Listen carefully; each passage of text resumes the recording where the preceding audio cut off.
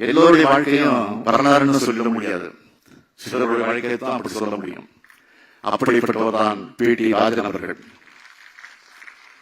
1920 முதல் தொடர்ந்து 17 ஆண்டுகள் தொடர்ந்து சட்டமன்ற உறுப்பினர், பொப்புளி அரசர் பி. முனுசாமி ஆகிய அமைச்சரவையில அமைச்சர், சென்னை மாகாணத்துக்கு முதலமைச்சர், தன்னை பெரியார் நடத்தின முதலாவது சுயமரியாதை மாநாட்டை கொடியேற்றி வச்சவர், இந்து சமய அறநிலை வாரியத்துடைய அந்த அமைப்பை அமைக்க எல்லா முயற்சிகளையும் எடுத்த ஆன்மீகவாதி, 1952ஆம் ஆண்டு தேர்தலை கம்பம் தொகுதியில் வென்று மீண்டும் சட்டமன்ற உறுப்பினர். இப்படி வரலாறா வாழ்ந்தவர்தான் பி.டி. ராஜன் அவர்கள்.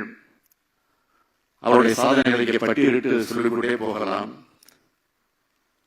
அவருடைய ஆட்சி காலத்தில் தான் கூட்டுறவுத்துறை, பொதுப்பணித்துறை, பத்திரப்பதிவுத்துறை, கால்நடைத்துறை ஆகியவை மேம்படுத்தப்பட்டுச்சு.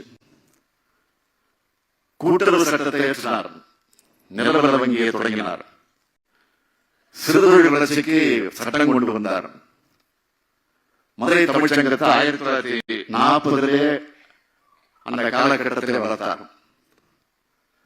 அரசியல் பணியோடும் ஆன்மீக பணியும் இணைச்சார்.